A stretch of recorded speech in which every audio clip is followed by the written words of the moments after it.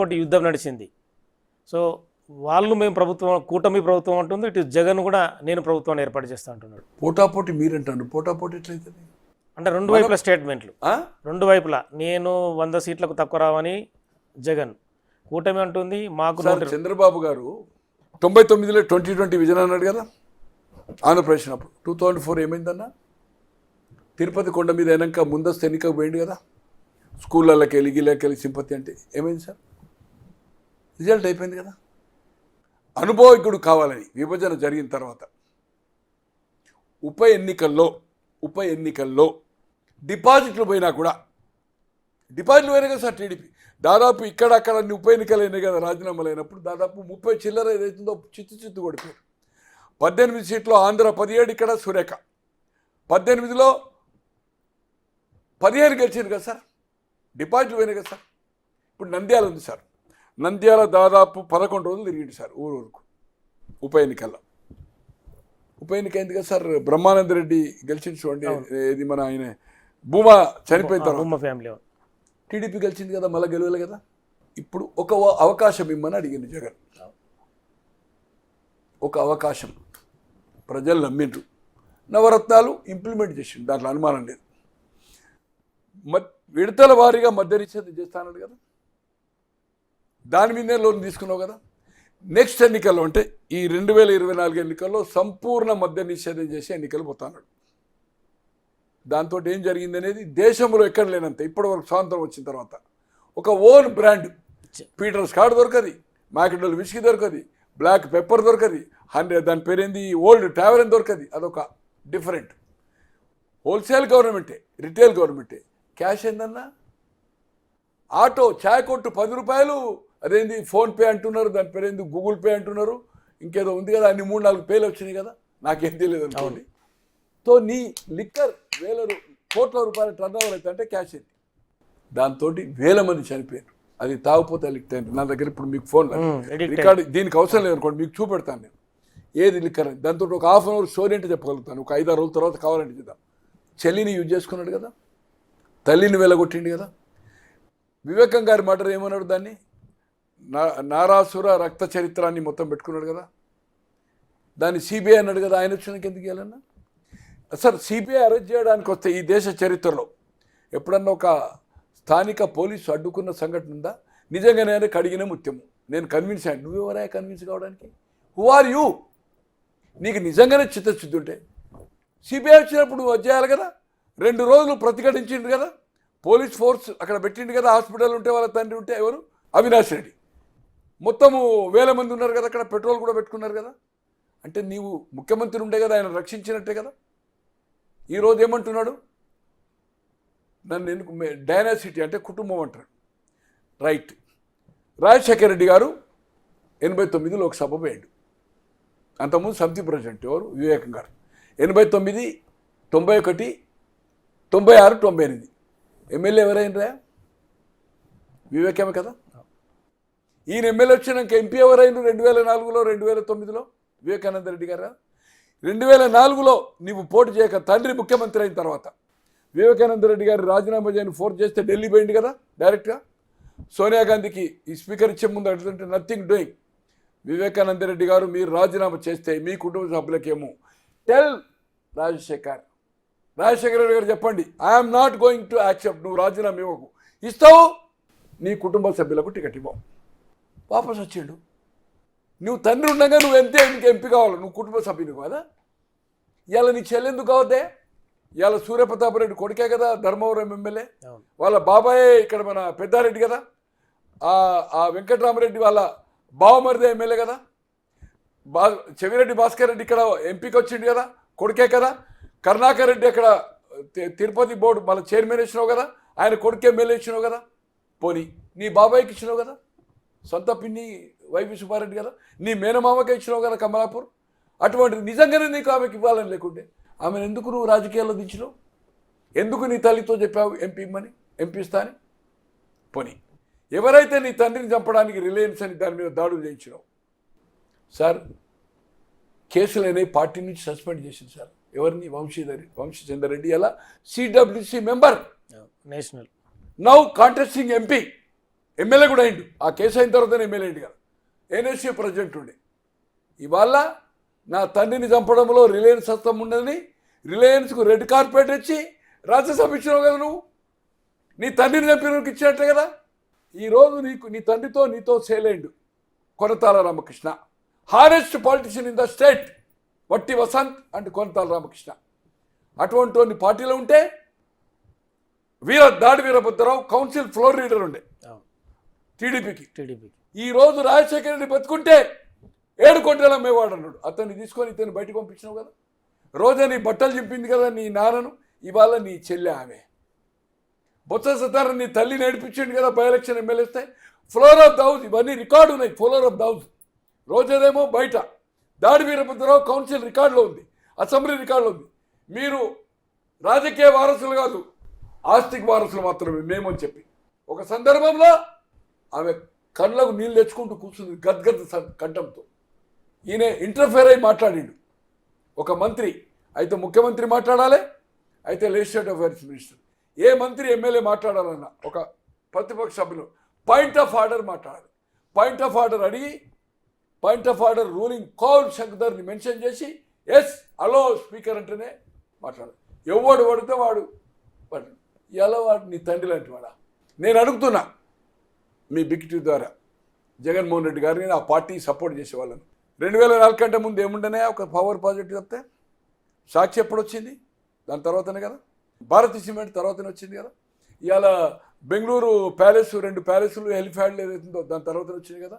ఇలా హైదరాబాద్ అంటే తండ్రి చనిపోయినాక కన్స్ట్రక్షన్ ఇది రెడ్ ఫోర్ట్ లెక్క, దాని పేరేంది ఫోర్ట్ గోల్కొండ కోట లెక్క గోడ కట్టింది. మీరు చూసిన ఎప్పుడైనా లోటస్ పండు ఎక్కడి నుంచి వచ్చినాయి?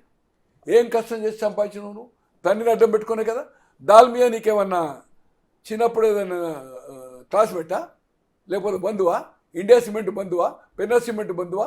తండ్రి పవర్ నడ్డు పెట్టుకొని 1000 కోట్లు సంపాదించడం, అల్లి బిల్లి కంపెనీలు పెట్టావు. ఈ భారతదేశ చరిత్రలో ఏ ముఖ్యమంత్రి కొడుకైనా కానీ బిడ్డ కానీ ఇటువంటి కంపెనీలు పెట్టినటువంటి చరిత్రలో. అటువంటిది నువ్వు నీ చెల్లిని ఏదైతుందో పైరేల కోసం వచ్చింది, నేను ముఖ్యమంత్రి అయింది కుటుంబం కోసం కాదు ప్రజల కోసము అని కథ చెప్తున్నావు.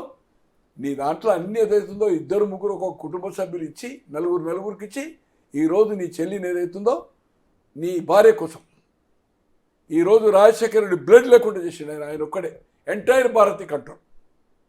ఏది పులివెందుల అనేది ఎప్పుడు రాజశేఖర రెడ్డి గారు వాళ్ళ తల్లి సర్పంచ్ తమ్ముని తెచ్చాడు, తనయుడు. బట్ ఏ రోజు వాళ్ళు బంధువులైనా పాలోలే.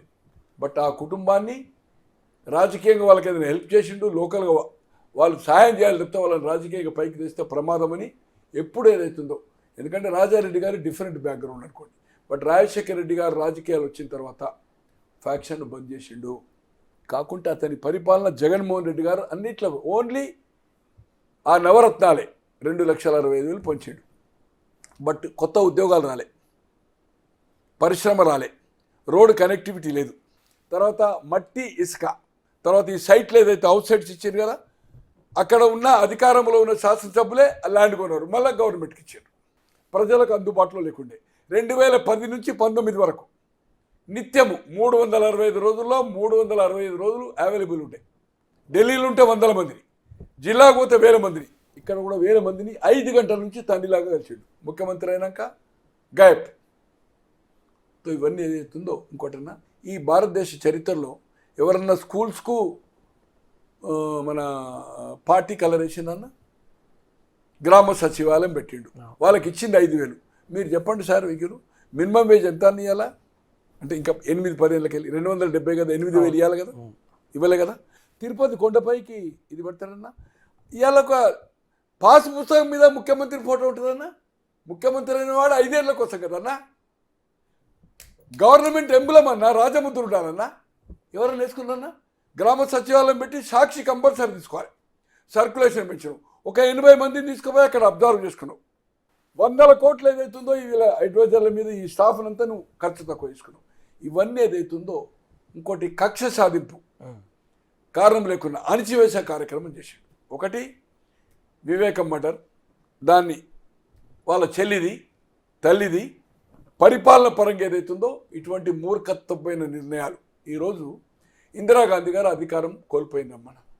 64లో ప్రధాని అయ్యిండు. వాళ్ళ ఫాదర్ 47 నుంచి 64 వరకు ఉన్నాడు. 64లో లాల్ బహదూర్ శాస్త్రి 66లో చనిపోయాడు. 66 నుంచి 77. 11 ఏళ్ళు చేసి కర్ణాటక, ఆంధ్రప్రదేశ్ 2 రాష్ట్రాలు తిరిగింది కదన్న. 78 ఫిబ్రవరి జరిగిన ఎన్నికల్లో కాంగ్రెస్ అయిన తర్వాత అంబాసిడర్ కారు తిరిగింది కదా. 27 జనవరి నుంచి 23 ఫిబ్రవరి వరకు, 25 నాడు పోలింగ్, 27 కౌంటింగ్, 3 నాడు లీడర్ ఎలక్షన్, 6 మార్చి ప్రమాణ స్వీకారం చేసుకుంది. ఇక్కడ చెన్నారెడ్డి గారు, అక్కడ దేవరాజర్స్ గారు. రామారావు గారు 83లో అది సింపుల్ రథం కదా. 85లో అదే కదా, 89లో అదే కదా, 94లో అదే కదా. ఎక్కడన్నా చెట్టు కొట్టిందన్న ఈ దేశంలో ఎక్కడ నిన్నారన్న? 3 బస్సులు, ఏది పెద్ద, ఏది మన దాని పేరేంది, జాంబో విమానం లెక్క, వాటికి తిరగడానికి, వాటికి మూమెంట్కి ఏదైతుందో 3 బస్సులు. అంటే మీరు ఒక్కటే అనుకుంటున్నారు, ఇక్కడ మీటింగే హెలికాప్టర్ మీద అక్కడ ఉండాలి కదా వల్ల రోడ్ షోకు. 3 బస్సులు. తో ఈరోజు రాష్ట్రాన్ని భ్రష్టు పట్టించి రాజకీయ విలువలను, సిస్టమ్స్ను కొలాబ్ చేసిండు కనుక ఈరోజు ప్రజలు ఏదైతుందో అతనికి వ్యతిరేకంగా తీర్పు ఇవ్వడం జరుగుతుంది.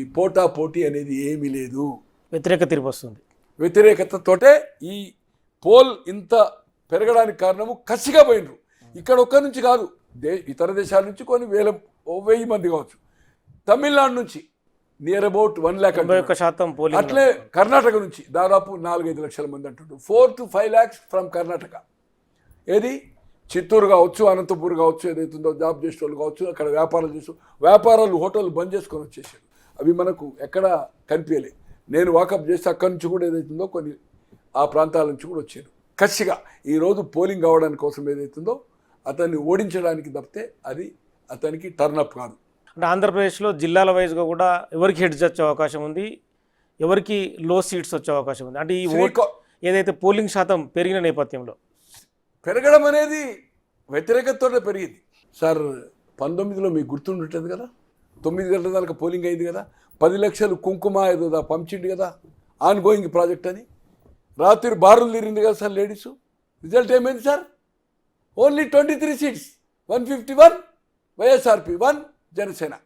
అంతే కదా సార్. 175లో 22 పార్లమెంట్ వచ్చాయి సార్, లోక్సభ 3 వచ్చినాయి కదా. సేమ్ థింగ్ అదే. ఈరోజు భారతీయులు 12 గంటలు కావచ్చు, 88 కావచ్చు, సేమ్. నీకెట్లా రిజల్ట్ వచ్చిందో మీకెట్లా వచ్చిందో అదే గమనించండి. ఈరోజు శ్రీకాకుళం 10 సార్, విజయనగరం 9, 15 వైజాగ్, 34లో నేను అనుకుంటున్నా 27కు తగ్గాయి. 27 నుంచి 29.